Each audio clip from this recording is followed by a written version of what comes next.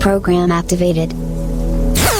Attention everyone, the unpleasant noise you are about to hear coming from your radio is not a mistake. Okay, first things first, what is your name? This is Big Sonny playing the best of the 90s and beyond. Are you ready for this? Yeah. Radio in motion. Please do not turn off your radio, but turn up the volume on your receiver as high as it can go. All right, here we go. Radio in motion.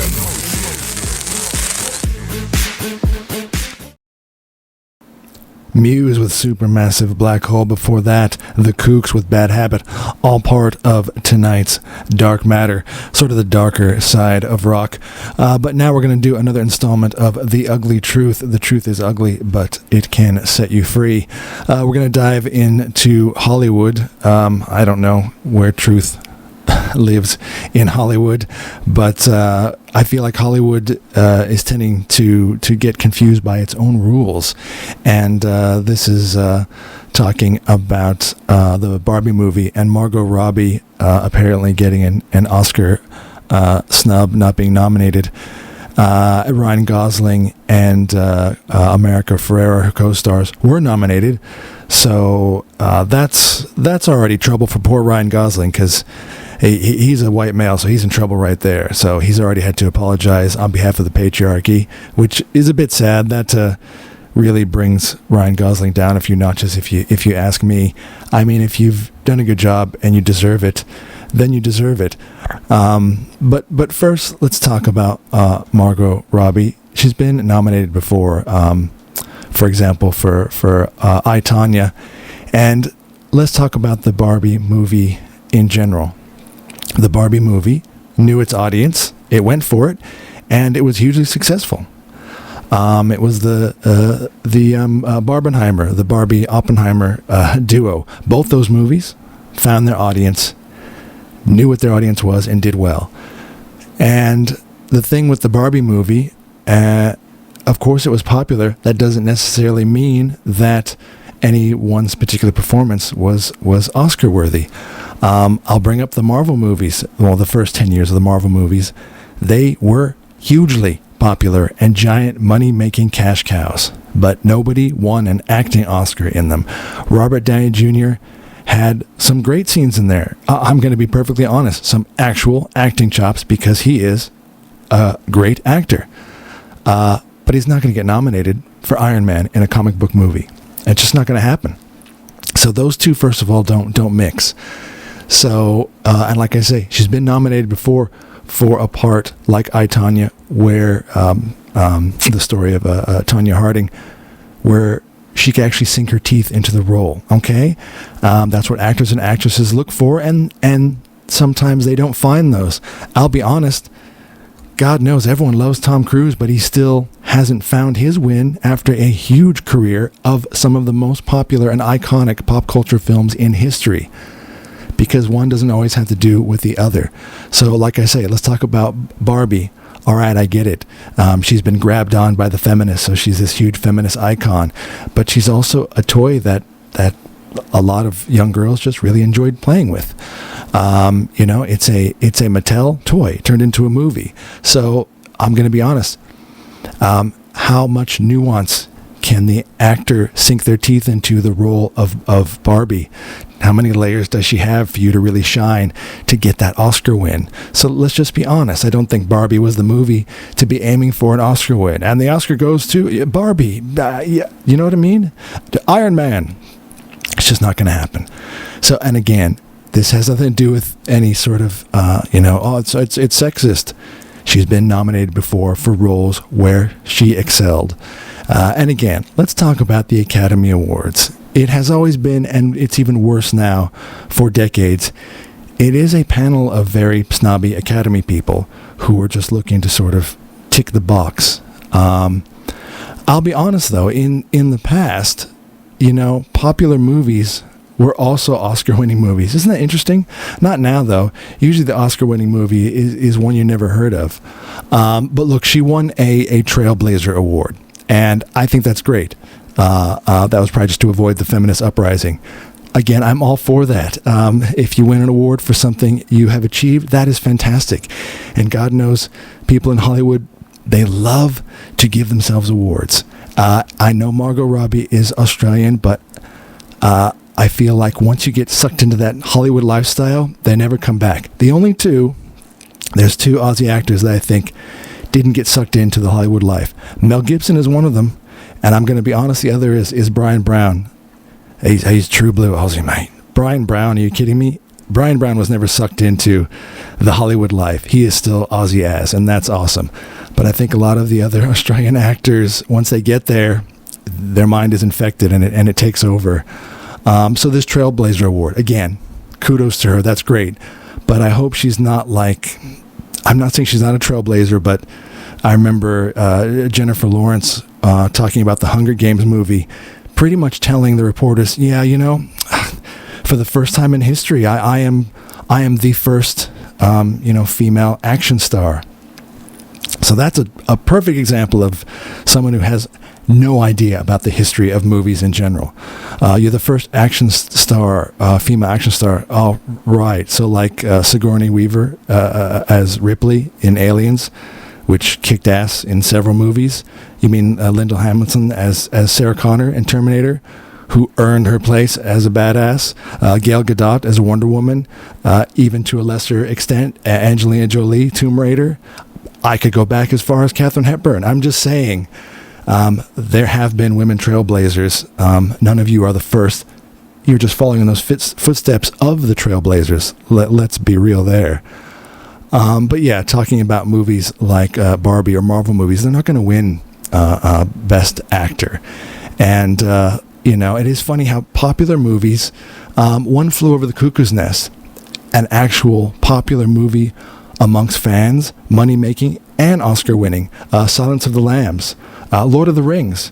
A movie can be popular and still have moments to win Oscars. But not now, because the Academy is into box ticking. I've talked about this before, and like anything, when you're ticking boxes for DEI, diversity, equity, and inclusion, I have nothing wrong with that on its face. But I think when you start mixing that in with art, you're getting into trouble because you're trying to tick a box rather than let the story play itself out. Whatever the character is that's been envisioned by the writer, if Denzel Washington is the best person for the part, he's the best person for the part in general, irrespective of anything having to do with race or gender. Oh, he's a great actor. He's the best part. If Leonardo DiCaprio happens to win out, he just had that something. Oh, then you know what? He fits that part better. It shouldn't matter. It should be about the story and the art. But when you're looking to tick boxes, this is what you get. You get these niche movies that have been winning Oscars, and nobody's even heard of them. Can you recall, even honestly in the past 5 years, any of the Oscar-winning movies? I can't. Now, I've made this one up, but tell me this doesn't sound real. It's movies like this: Fight from the Chair, the story of a disabled black trans woman fighting the oppression of war. That sounds like the Academy Awards' total dream, tick-boxing dream. But what if the movie sucked? What if it was no good? What if the characters were crap and had no story arc and had bad writing, bad acting? It doesn't matter because they'd be happy to tick the boxes. I'm just saying that's not the way any art should go down, from actual art, painting, hanging on the wall, to music, to performance art, to plays, to movies. But anyway, that's where Hollywood's at, and what can you do about it? Anyway, I don't think she was snubbed. I just don't think Barbie was the role to shine in to get an Academy Award. But speaking of Hollywood and sort of them trying to control the narrative, I feel like they're also really trying to control your ownership of movies. So there's a big push now to stop making DVDs. And, this does have input from the movie studios, Universal, Paramount, Warner Brothers, all these big studios. They're breaking away and they're making their own streaming service. So, I'm going to geek out a little bit, but for anyone who's even mildly a movie fan and you like to watch the movie how you remember it, to get that same feeling, the original movie, and you want to watch it at any time, just you need to know that when you're paying for a streaming service, You don't own any of those movies, okay? You don't own any movie on Netflix. You don't own any movie on Paramount, Stan, Apple TV, no matter what it is. You're just renting it. And like I told people, especially about Netflix, someone said once, oh, it's one of my favorite movies, but Netflix took it off. Because Netflix, unless it's their particular production, they don't own the rights to those movies. And Disney and Paramount and all the studios are starting to go, oh, you know what? That's where the money is. So they take their ownership of their movies and they put it on their media platform. So nowadays, what? Honestly, how many streaming services do you have? Probably too many. You're paying for all these streaming services. You're paying a monthly fee to sort of rent these movies perpetually until the end of time. Again, we're so used to it. I'm used to it too, but it seems so odd that it used to actually be when you purchased something, you physically held it in your hand, all right? A music CD. I could say the same for Spotify. I use Spotify, and it's a bit of a worry because, again, you think, oh, this could never happen. The company could go out of business. Spotify could go out of business. It's possible. You don't own any of that music. So I'm going to get down to something specific. So you say, oh, but I've been buying movies, digital movies, and they're mine. They're still not yours. They're in the cloud somewhere, and that company could change hands or go out of business. They're not going to give you a voucher and give you all your movies back. You will lose them all. Again, this isn't a panic thing. This is just think ahead that as the world changes, media changes too. Companies change. The rights to movies change. And when you are bound by a streaming service, you never own it. It's not on your phone. It's not on your TV. It's not on your tablet. When you want to watch it, you have to have the internet. So not only that, you have to pay that service. You have to pay for your internet service to get to your movie. I'm just saying, it sounds like a lot of hurdles just to watch a movie. Okay, no, I'm not saying you're going to put a VHS tape in. And if you don't know what a VHS tape is, well, you're probably young, but that's okay. But even DVDs, that's just a bit scary if they stop making those. And the only way you'll be able to watch a movie, not necessarily a new one, even an old one, would be on a streaming service. And here's the other part, and I'm going to be honest, this is something that's already been done. I'm not making this up. So the world today, I'll be honest, sometimes it is very, very Orwellian, and the part where, George Orwell's 1984, erasing the past. And movie companies, they're not outside of that because they go with whatever the current thing is, the current ideology. And if someone says, oh, that offended me or triggered me, or I don't like that scene, whatever it is, I didn't like that male character, too much patriarchy, or even a horror movie, oh, I didn't like the way it made me feel funny, it triggered me. So again, this is a movie, it is someone's vision, it is a piece of art, and it's out there, and it's too late, and it's a thing, okay? The Mona Lisa is a thing. Michelangelo's David is a thing. I'm sure one day someone will want to edit them. They're going to cover up David's private bits. That's offensive. And you think that's funny, but think about that. They'll do that to movies. They already are. So Disney are pulling movies that they think might be offensive because they were made in a different time. A joke was made that was a bit offensive. Again, probably at that time, no harm was intended and everyone was enjoying it at that time. But now we find ourselves, we're so enlightened and it's so appalling that they did that. So you don't get to watch that anymore because they decided it. And again, they took away history. They're erasing history. Look, Star Wars, George Lucas did that to himself. So there's the original Star Wars movies, and then there's the versions where he added all the extra scenes and the CGI. I'm going to be honest, those are actually more annoying, and I miss the originals. But do you know that he made absolutely certain that on every streaming platform possible, and even the latest DVDs, the original versions don't exist unless you have them somewhere, unless you have them on a VHS or a DVD yourself. They do not exist. You can't purchase them today. Only the ones he wanted. Now, again, he owns them. He can do what he wants. Spielberg did that too with E.T., the scenes where the FBI guys had the shotguns when the kids are flying with E.T. They replaced it with walkie-talkies. Again, I'm not going to get into what's right or what's wrong or it shouldn't have been guns. The point is that piece of art was out there. That motion picture was a final, complete product put out there to the world, hugely popular. Everyone is used to it. That's E.T. That's the scene. That has that feeling that you get when you watch it. And then it was changed. And again, and you can look these things up, but they're starting to want to do this to things like James Bond. You could imagine James Bond, the earlier years, the 60s version of James Bond is certainly problematic today. He is just certainly a chauvinistic male, and everything the super feminist would hate about a male character.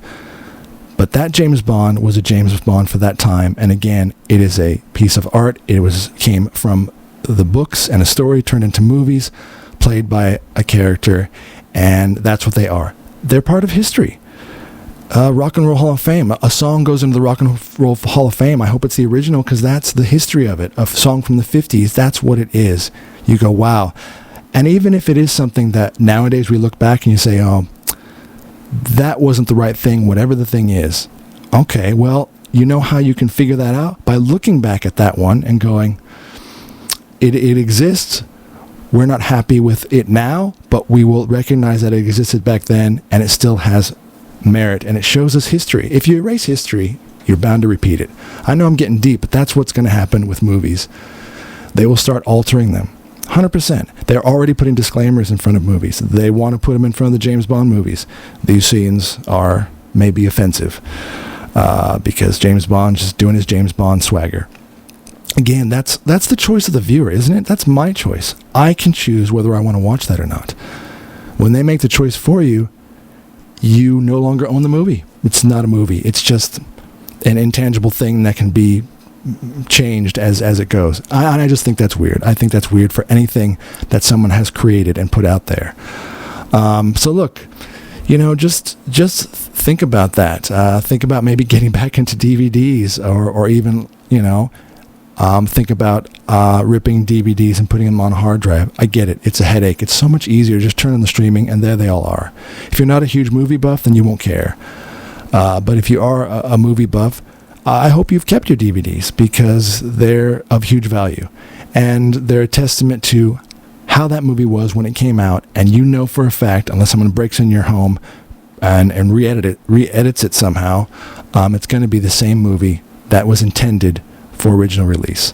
And I think that's an important thing, again, for anything that someone has created, any piece of art, and that includes movies. So yeah, just think about that. Streaming, you're just renting it. You're renting the same movie over and over again. You like 200 movies on there? You're renting them forever. Wouldn't you rather own them?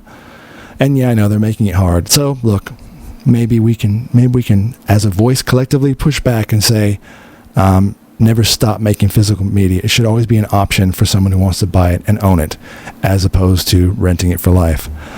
So those are my thoughts on physical media. I know I geeked out there, but hopefully you found some value out of that, and maybe you'll dig out an old DVD and probably the DVD player too. But look, there's lots of other ways to physically own movies in your home and not be bound to a streaming service. All right, thanks for joining me tonight. More great music up next on Radio Motion. Tonight's episode, Dark Matter, the darker side of rock. We'll be right back after a word from our sponsors.